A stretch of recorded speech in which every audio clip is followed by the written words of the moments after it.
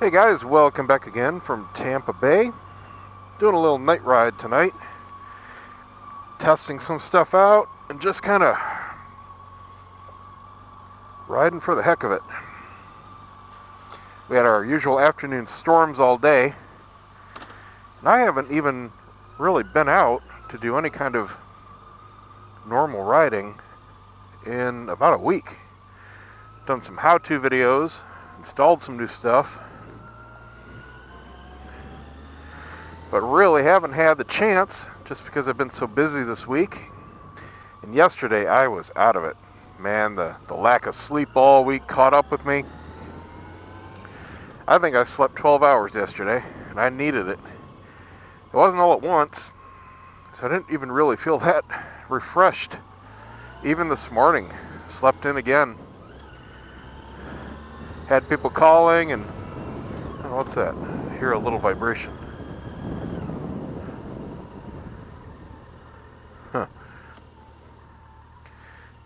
Anyway, one of the things I'm testing here is the new windshield.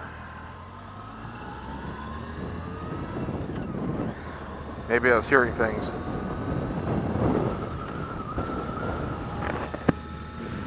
Haven't put a whole lot of time on it yet. Just want to make sure that I'm totally happy with it before I run out of time to return it. So far so good though. It's absolutely beautiful out right now. It says we're at 82. The weather site said 78.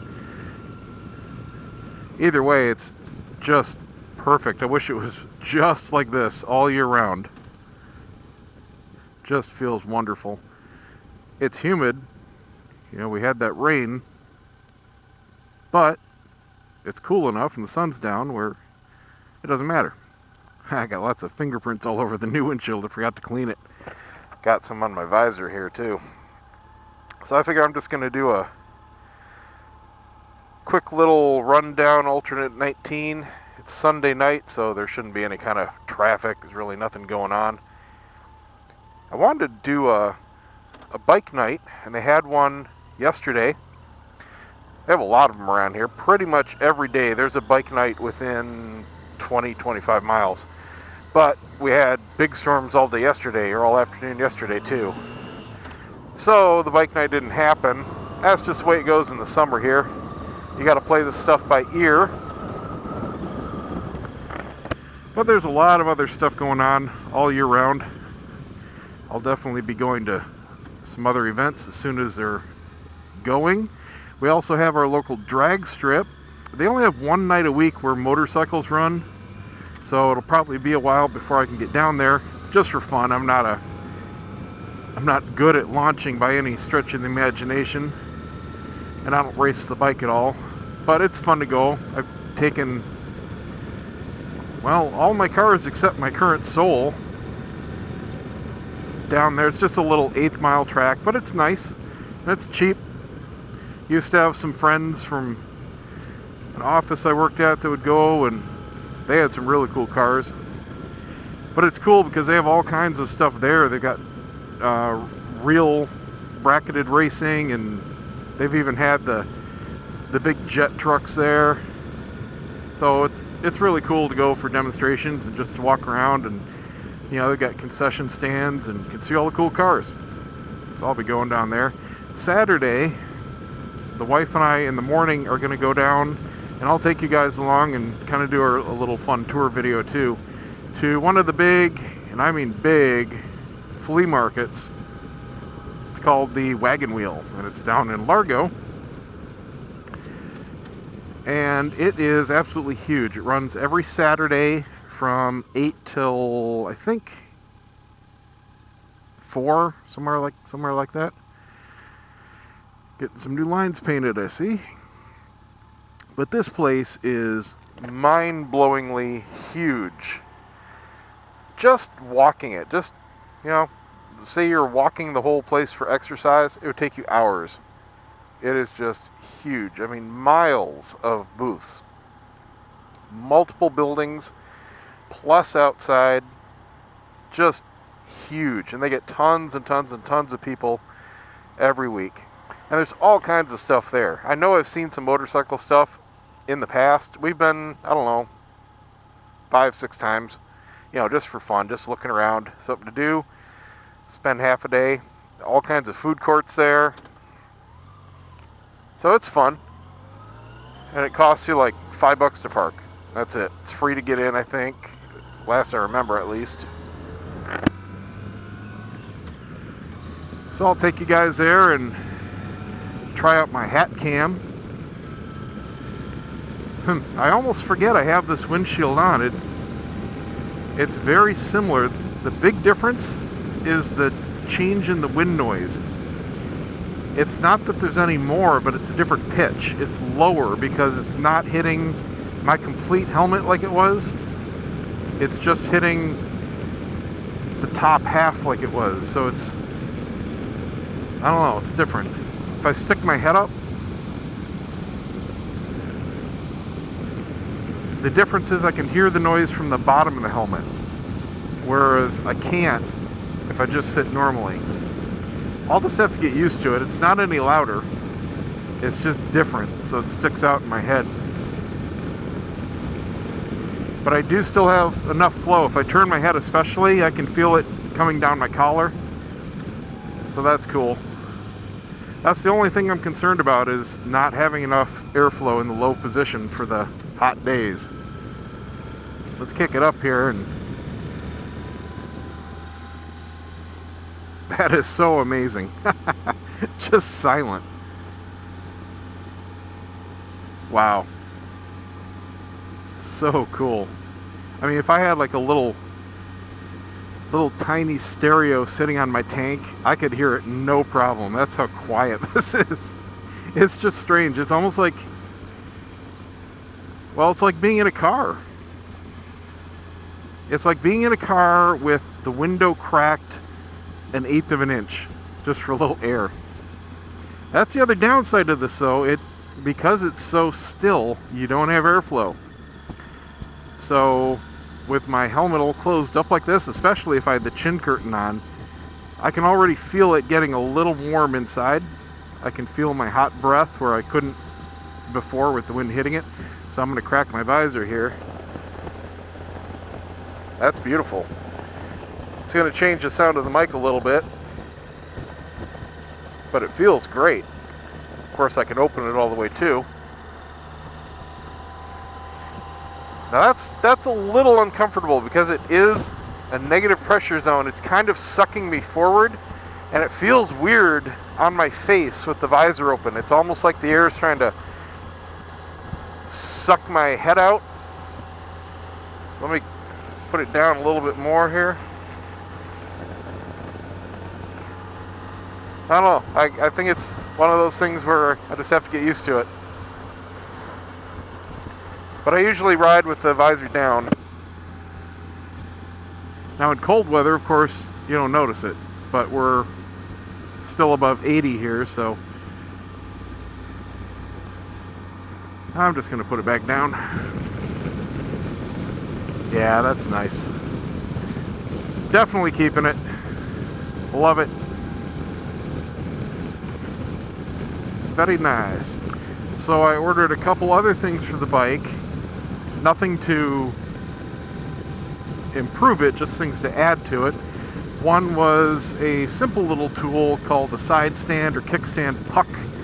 And it's just basically a bigger area for the kickstand to go down to. And that's important for when you're parking on anything except hard ground. Hot asphalt where it's soft in the sun, your side stand can sink right into it. Your bike can fall over. I've seen that happen. Or if you're parking on gravel or grass, obviously the side stand will go right into it.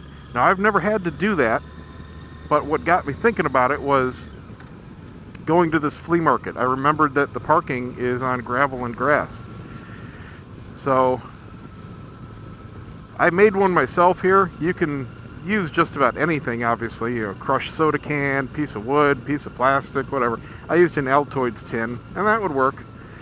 But it's metal, and doesn't really look that cool. So I ordered one. It was $6.95 shipped off of eBay. It's black, it's plastic, looks a lot better. I can just throw it in my glove box here or my pocket of my jacket.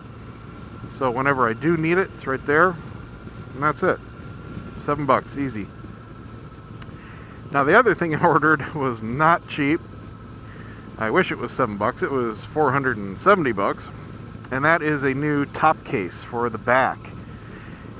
And I need that out of simple lack of space for 2 people. If I'm alone on the bike, I can do anything. I can go anywhere. I've got 2 side bags. One will hold my helmet and the other will hold my jacket, gloves, whatever, electronics. Tons of room. And I just realized that's a red light. I don't know why I didn't see that. I was kind of looking at the green for the street sign there and just didn't even see the red lights, obviously, until I saw it. Very strange. Anyway, what was I saying? Oh yeah, so when I'm alone, I fill up the 2 cases and that works just fine. But when I take the wife somewhere, like if we go out to eat, if we, like we went down to the ice cream place, when we go down to breakfast, wherever we have to go, we have to at least take some of our stuff with us. We could put our helmets in the cases, but then we're still stuck with our jackets. So we have to take those in with us. Now, if we're going somewhere, like I wanted to go to downtown Disney, or in October, we're going to go to the big Bikefest in Orlando. We can't carry around our jackets all day. That just doesn't work. So basically, I needed to double my carrying capacity, and that's what this bag does, or this box does. Now, the OEM one from Yamaha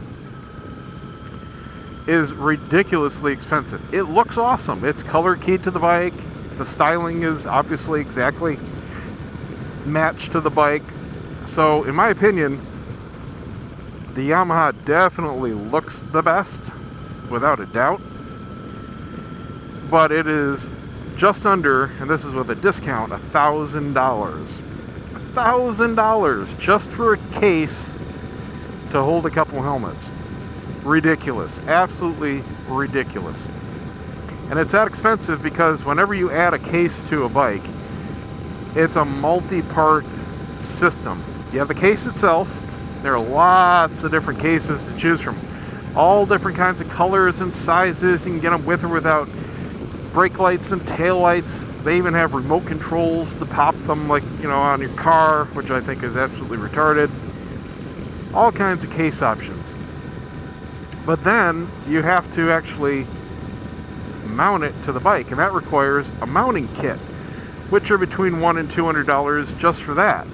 So you basically have some metal and plastic bits that will attach to your frame somehow, and then the case will attach to that, usually with some kind of quick connect system with a lock. And then sometimes there's additional stuff you need. And of course there are lots of optional things, such as a backrest, so your passenger can have something to lean up against. Now, I chose not to get the backrest with mine. They do have one, but the feedback from this case has been from a lot of people that if you're using a jacket with back support, which hers does and mine does also, you don't need it.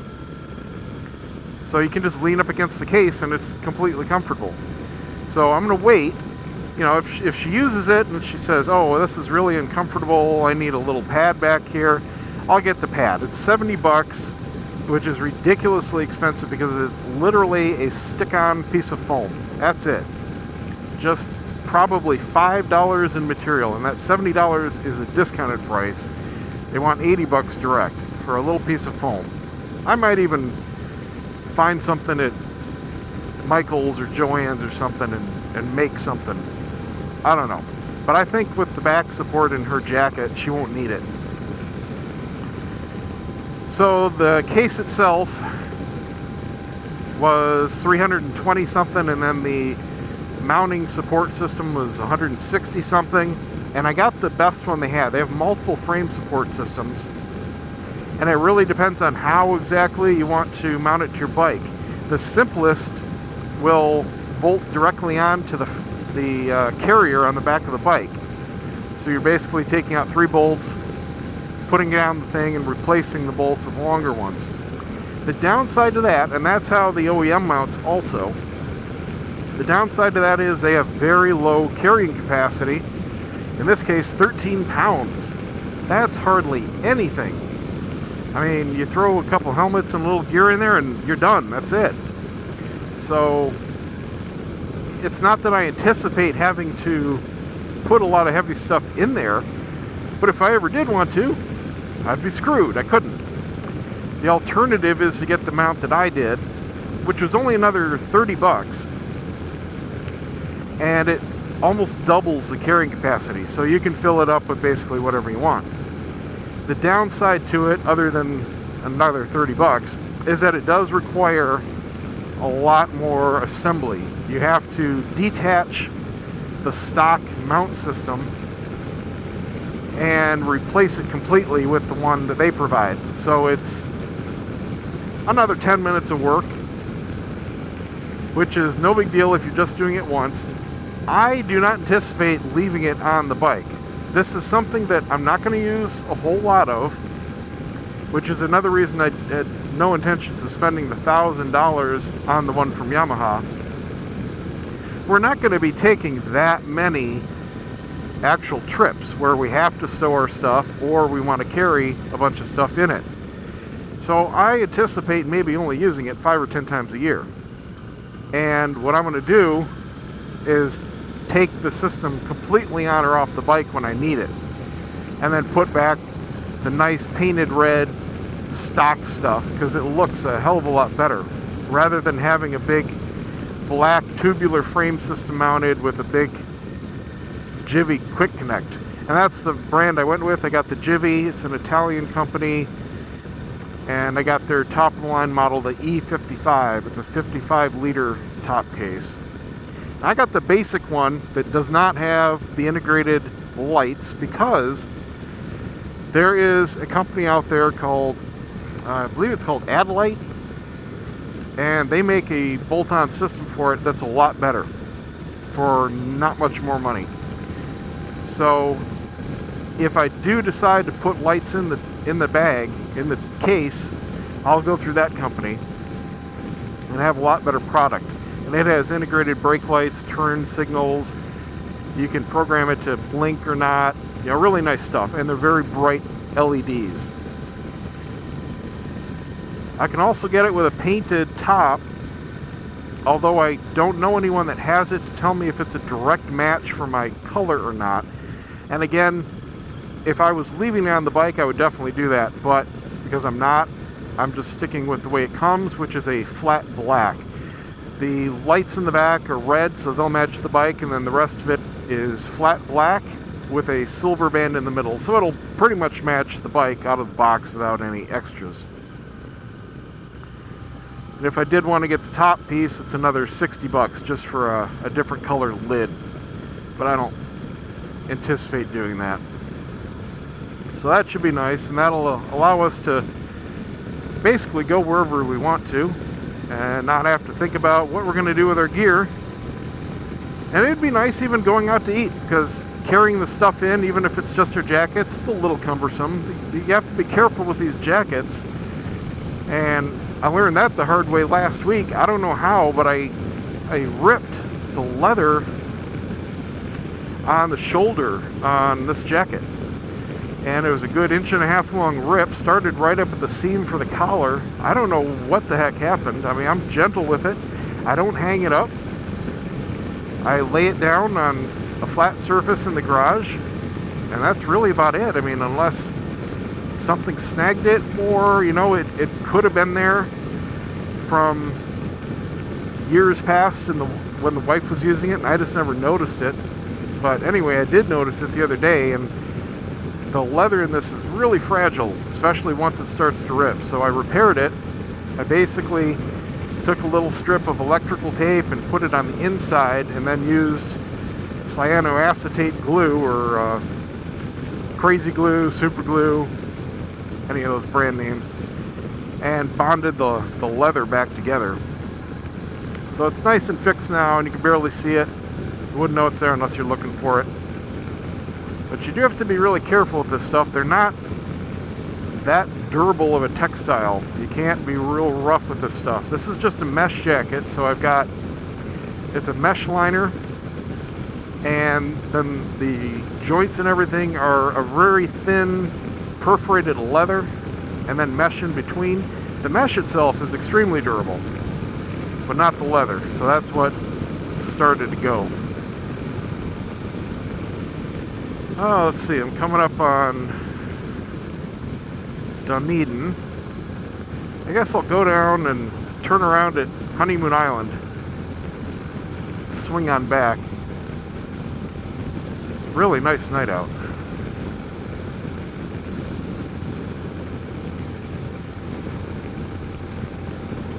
Anyway, I guess I'll give you guys a little relaxing ride.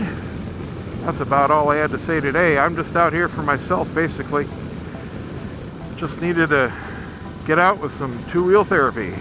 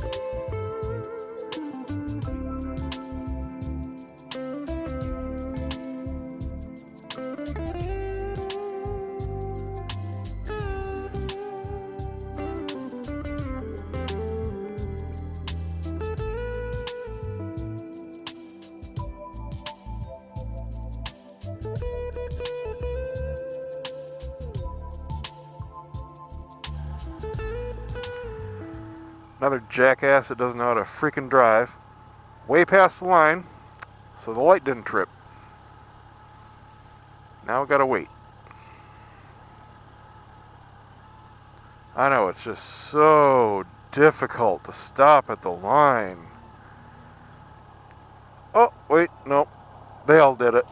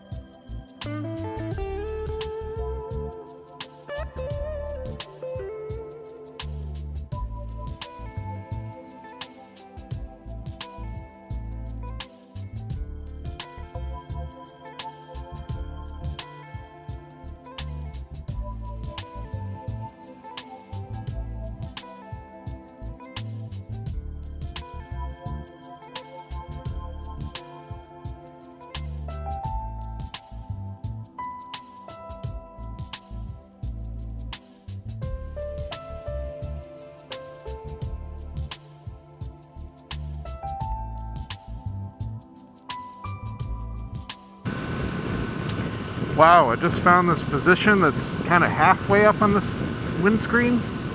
This is really nice too. It gives me just enough airflow where it's coming in my vents, but it makes it a lot quieter. It's not silent, but it eliminates about half the wind noise and buffeting as opposed to having it all the way down. That's going to be useful too.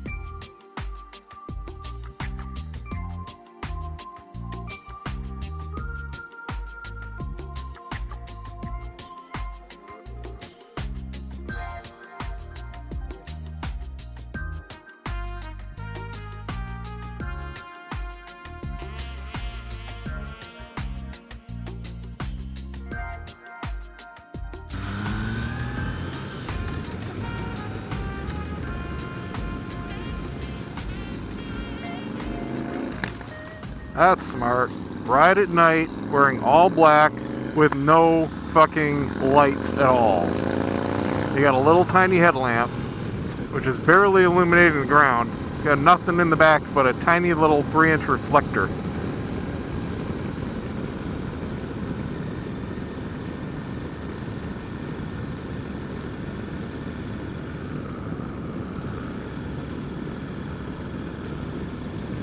And of course, no gear.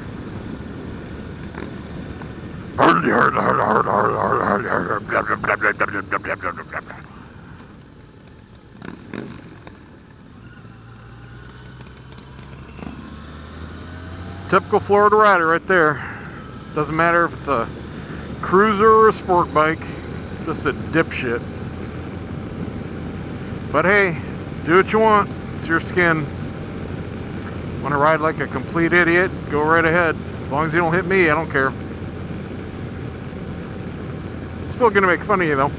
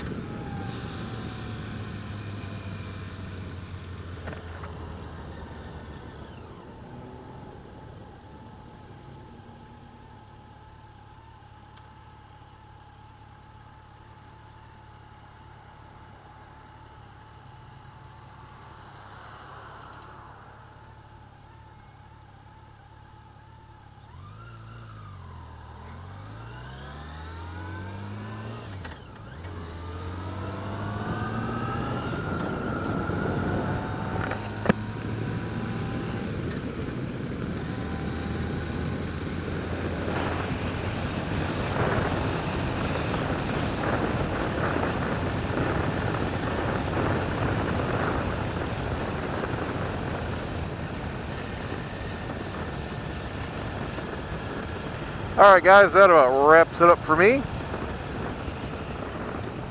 Still gonna have to get used to this windshield. Not gonna lie.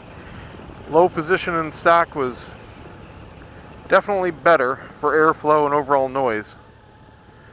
But, man, I love the benefits of this up position and in between. I'm definitely holding on to both. Not returning this. Certainly not gonna sell the stock.